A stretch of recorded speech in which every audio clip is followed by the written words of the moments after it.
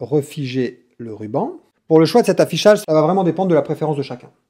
Alors si vous avez remarqué, on a aussi un onglet ici qui est l'onglet Fichier, qui est un petit peu différent des autres, puisque lui va donner accès, quand on clique dessus, à ce qu'on appelle la vue Backstage. On va retrouver les informations sur notre fichier, mais aussi différentes options, notamment pour l'enregistrer ou pour l'imprimer. Alors pour revenir à notre classeur, on va cliquer sur la petite flèche ici en haut à gauche, et on revient sur notre feuille et notre classeur. L'autre outil important pour travailler avec Excel, c'est la souris. Comme vous l'avez peut-être remarqué, depuis le début de la vidéo, l'icône du curseur de ma souris change au fur et à mesure que je le bouge sur l'écran. Encore une fois, je ne vais pas présenter toutes les icônes disponibles, mais voilà les principales avec lesquelles vous allez commencer à travailler. Alors le premier, c'est le gros plus. C'est ce qu'on appelle le pointeur de sélection. Il va nous servir à sélectionner une ou plusieurs cellules. Quand il s'affiche, il suffit de faire un clic gauche et de rester appuyé pour sélectionner toutes les cellules que l'on souhaite. L'autre icône, c'est la flèche. La flèche apparaît quand on est hors de la feuille de travail, quand on sort des cellules. Elle va nous permettre de sélectionner un bouton ou un onglet dans le ruban ou dans les outils Excel. Le troisième curseur, c'est la croix avec les 4 pointes en forme de flèche. Elle apparaît lorsqu'on a sélectionné une ou plusieurs cellules et que l'on souhaite les déplacer. Ce qu'on a juste à faire, c'est faire un clic gauche sur notre cellule et on va pouvoir déplacer le contenu de notre cellule. Comme vous voyez, elle apparaît vraiment quand je suis sur le bord de la cellule que je veux déplacer. Alors ça marche aussi avec un groupe de cellules. Donc je vais sélectionner plusieurs cellules. Juste ici, on a la flèche. Je fais le clic gauche et je vais pouvoir déplacer le groupe de cellules. Quatrième curseur, le petit plus noir. Alors lui apparaît quand on est dans le coin inférieur droit d'une cellule. C'est ce qu'on appelle la poignée de recopie. Si j'entre une donnée dans une cellule, par exemple, entrée, en bas à droite, je fais clic gauche et je vais venir étirer ma sélection. Automatiquement, Excel est venu recopier la cellule que j'avais sélectionnée. On va voir juste après dans notre exercice que la poignée de recopie peut être vraiment très intéressante pour faciliter notre travail. Autre curseur, ça va être les croix noires qui apparaissent ici à l'écran.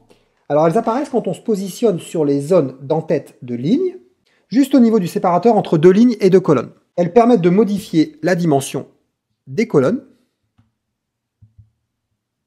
ou des lignes. Si je clique 2 fois dessus, la ligne ou la colonne que je viens de sélectionner vont s'ajuster automatiquement au contenu de la cellule. Double-clic et voilà. Autre pointeur, ce sont les flèches de sélection. Toujours dans les zones d'en-tête de ligne et de colonne, les flèches de sélection de colonnes, donc, qui vont vers le bas, ou de lignes qui sont dirigées vers la droite, nous permettent de sélectionner une ou plusieurs colonnes complètes, ou une ou plusieurs lignes complètes. Toujours le même principe, une fois qu'on a le curseur, on va cliquer à gauche, et si on veut en sélectionner plusieurs, on va rester appuyé. Dernier pointeur, le pointeur d'édition, il apparaît quand on est dans la barre de formule, juste ici, ou quand on double-clique dans une cellule, juste ici, et il nous permet de taper ou de modifier les données dans la cellule qu'on a sélectionnée. Donc encore une fois, soit je double-clique, j'ai le pointeur d'édition, ou soit je vais directement dans la barre de formule. Alors maintenant qu'on a vu un petit peu quels étaient les outils disponibles dans Excel et qu'on a appris à naviguer dans le logiciel, on va travailler sur un exercice pour mettre en pratique ce qu'on a appris aujourd'hui. Et juste après, on verra 3 astuces à connaître absolument quand vous commencez à travailler sur Excel. Alors pour l'exercice d'aujourd'hui, on va faire un tableau de budget qui pourra être utile soit pour la maison, soit pour une entreprise ou n'importe quelle organisation. Alors ce qu'on va faire, c'est qu'on va travailler dans une autre feuille. On va travailler dans la feuille qui actuellement s'appelle Test 2. Donc on va venir cliquer dessus. On va renommer cette feuille. Donc pour ça, on double-clique dessus. On va la renommer Budget. Entrée, le nom de la feuille a été pris en compte. Alors, tout en haut, dans la cellule, on va mettre le nom de notre tableau. On va t'appeler budget annuel. Comme on voit, le texte dépasse un peu.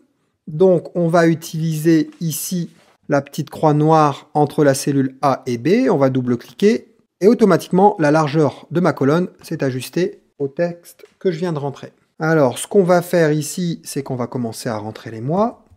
Janvier. Et ici, on va utiliser une des petites astuces de la poignée de recopie. Donc la poignée de recopie, comme je vous le disais, on va se placer en bas à droite de la cellule. On va faire un clic gauche. On va venir cliquer en bas à droite de la cellule. On maintient le clic et on va venir étendre sur la droite notre cellule. Comme vous venez de le voir, Excel n'a pas recopié janvier. Pourquoi ? Parce que c'est une des petites astuces de la poignée de recopie. Si Excel note que vous commencez à taper une liste comme des mois, des jours de la semaine, une suite de nombres, Excel va automatiquement vous proposer de recopier la suite de la liste. Si je ne souhaite pas le faire, ici, une fois que j'ai copié ma liste, je peux cliquer sur la petite option et choisir de ne pas incrémenter une série, mais juste de copier les cellules. À ce moment-là, on dit à Excel que je ne veux pas de sa liste, mais je veux juste les cellules. Mais nous, en l'occurrence, on veut vraiment incrémenter les séries. Parfait. Donc on a le titre et on a les titres de chacune des colonnes avec les mois de l'année. Parfait. Maintenant, dans les lignes, on va rentrer les différentes catégories de notre budget. Alors si on fait un budget pour la maison, par exemple, on va rentrer les dépenses de transport. Encore une fois que je viens cliquer sur Entrée, on s'aperçoit que mon texte est plus grand que ma cellule. Je viens double-cliquer ici entre mes deux colonnes et la largeur de la colonne vient s'ajuster automatiquement. Alors on va continuer.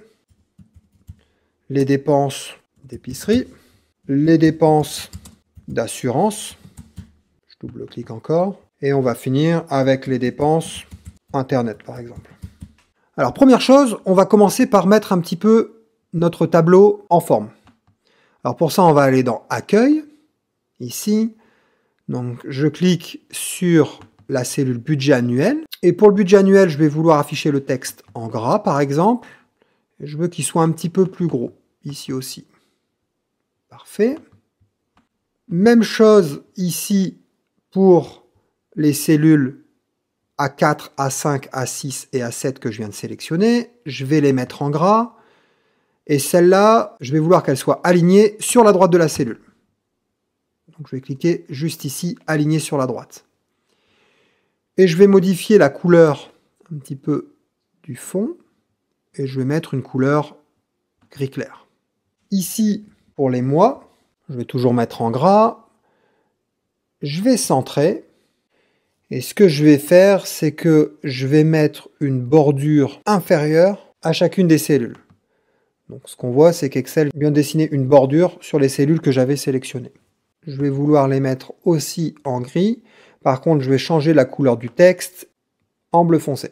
Donc on vient de créer un tableau, mais on vient aussi de le mettre en forme.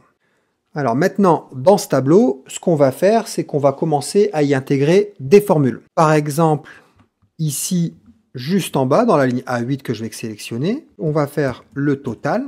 Et ici, le total, ça va être égal, puisqu'on va rentrer une fonction. On ne va pas rentrer la formule transport plus épicerie plus assurance plus internet. Non, on va utiliser la fonction la plus connue d'Excel, la somme, entre parenthèses, et on va venir sélectionner nos cellules, clic gauche et on maintient appuyé de B4 à B5, B6, B7. Je ferme la parenthèse et Entrée.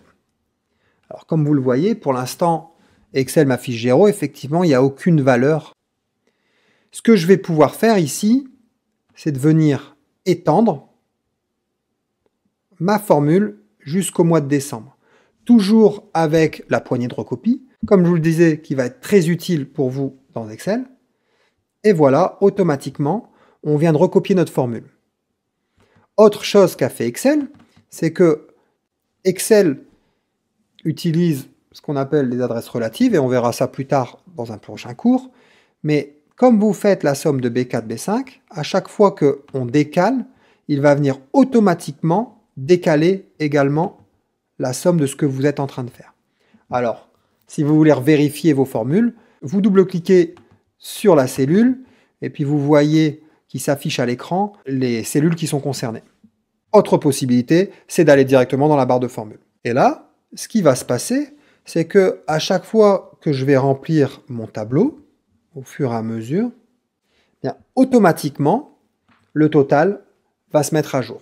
Alors, on va faire un petit test. On va remplir notre tableau avec des données. Voilà. Alors, on va continuer ici à modifier un petit peu le format de notre tableau. Le total, par exemple, je vais le mettre en gras. On va grossir un petit peu la taille. Ici. Je peux éventuellement le centrer. Et encore une fois, changer un petit peu la couleur. Autre chose que je vais pouvoir faire dans mon tableau, donc on a fait la somme des colonnes. Donc on a toutes les dépenses de janvier, toutes les dépenses de février, toutes les dépenses de mars.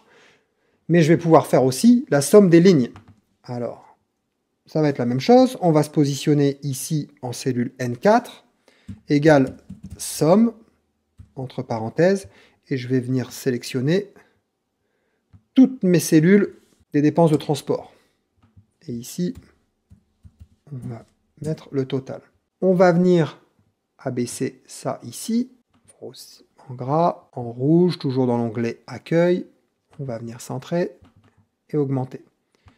Vous voyez, Excel vient de venir agrandir les hauteurs de mes lignes.